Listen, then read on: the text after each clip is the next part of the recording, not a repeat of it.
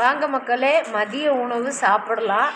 நான் ஒரு பதிவு உங்ககிட்ட சொல்லணுன்னு என் மனசில் பட்டதை நான் உங்களோட பகிர்ந்துக்கிறேன். என்னன்னா, இப்போ கோயிலையாக இருக்கட்டும் அல்லது வெளிப்புறமாக இருக்கட்டும், யார் ஒருத்தருமே எது ஒன்று செய்யணும்னா அதை வீடியோ எடுத்து பப்ளிசிட்டி பண்ணுற மாதிரி எல்லாத்துக்கும் தெரிகிற மாதிரி அவங்க என்னென்னா மற்றவங்ககிட்டேருந்து நம்மளுக்கு லைக்கி ஃபாலோவர்ஸ் வரணும் அப்படிங்கிறதுக்காக ஒரு கோயிலுக்கே ஒன்று செய்கிறாங்கன்னு வச்சுக்குங்க.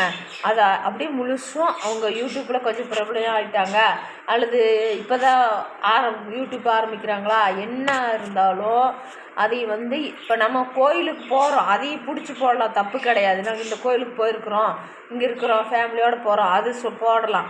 அதே கோயிலுக்கு போய் நான் இதை செஞ்சேன் அதை செஞ்சேன், இப்போ பெரிய பெரிய இவங்கெல்லாம் செஞ்சதெல்லாம் சொல்லலாம், தப்பு கிடையாது. இப்போ திருப்பதி ஏழுமலையான் கோயிலில் ஒருத்தர் அந்த ஏழுமலையானுக்கு பூநூல், அது எத்தனையோ பவுன் அந்த பூநூல் வாங்கி கொடுத்துருக்குறாங்க.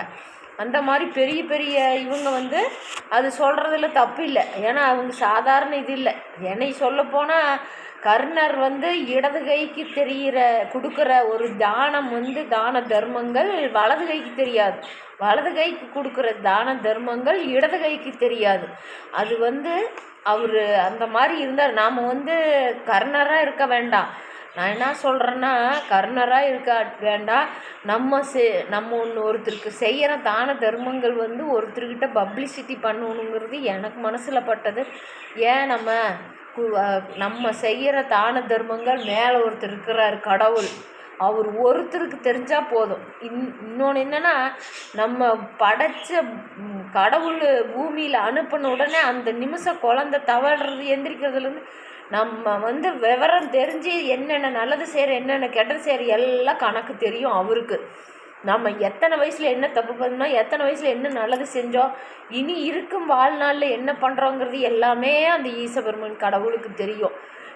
நம்ம இறந்துட்டோம்னா நம்ம கூட வர்றது பணம், பொருள், சொத்து, சுகம் எதுவுமே கிடையாது.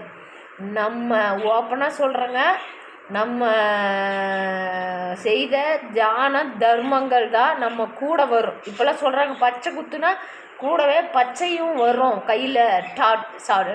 டாட்டா அது என்னென்னமோ கலர் கலராக போட்டுக்கிறாங்க.